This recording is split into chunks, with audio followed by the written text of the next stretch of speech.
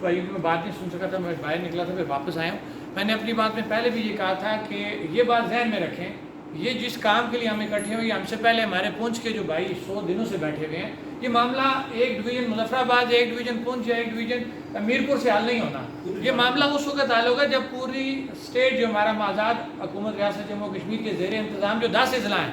جب تک یہ 3 ڈویژن 10 اضلاع ایک دن میں یہ بات اپنی نہیں کرتے، آپ کی بات جو نہیں سنی جائے گی. تو جو 31 والی جو بات ہے سر، میں آپ سے ایگری کرتا ہوں، یہ بالکل اس طرح نہیں ہوگا کہ ہم 31 کو کال دے کے اس کو وائنڈ اپ کر لیں گے. اب کیونکہ ایشوز کچھ ایسے ہیں، مختلف اضلاع کی مختلف ڈائنامک ہے، ہم نے یہ ایک پلان کیا ہوا ہے کہ ہر جگہ پہ کچھ ہمارے پرابلمز ہیں،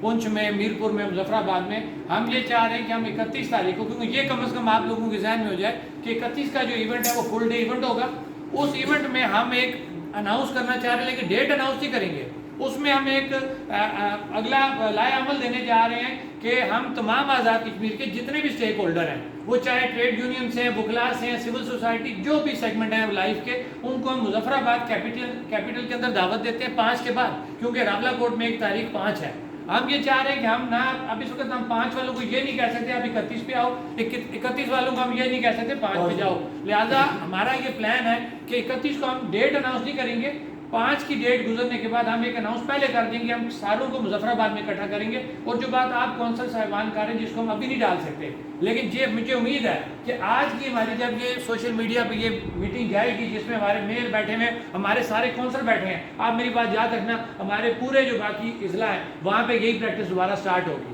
اور جس وقت وہاں پہ یہ پریکٹس سٹارٹ